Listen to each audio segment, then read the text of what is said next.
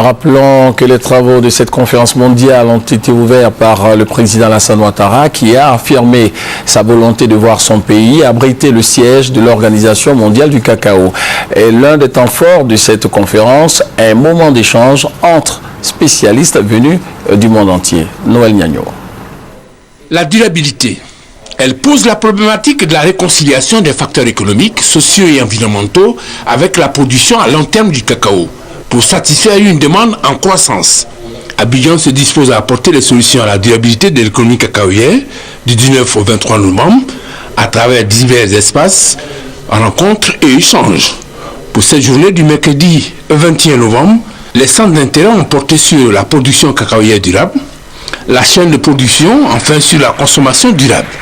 Le fil blanc qui a traversé tous ces échanges et discussions, faire gagner le producteur tout en permettant à toute la chaîne de valeur d'être performante dans un partenariat gagnant-gagnant.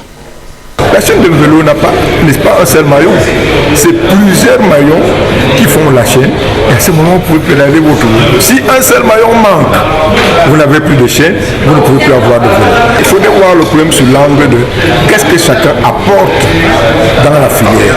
Et à partir du moment où on a identifié ce que chacun apporte, qu'est-ce que ça peut, quel est le rôle que chacun doit jouer dans la filière. Le transporteur, il est important dans la filière, on ne peut pas l'éliminer, sinon on ne va plus prendre le cacao du producteur pour la ville. C'est le gouvernement qui fait les routes.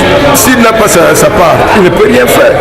Ce petit monsieur à moto que vous appelez pisteur, il va au fond du village. S'il n'est pas là, vous n'avez pas la fève de cacao qui est au fond. Donc on va seulement ramasser le cacao au bord de la route.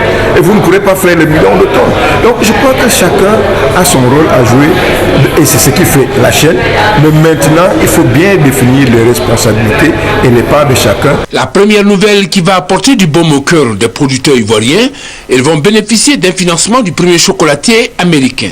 50 milliards, c'est le montant des investissements dans le secteur du cacao. Sont concernés les petits producteurs, plus de 10 000 pour une durée de 5 ans. Il s'agira à travers ces investissements d'améliorer les conditions de vie des producteurs et les sortir de la précarité.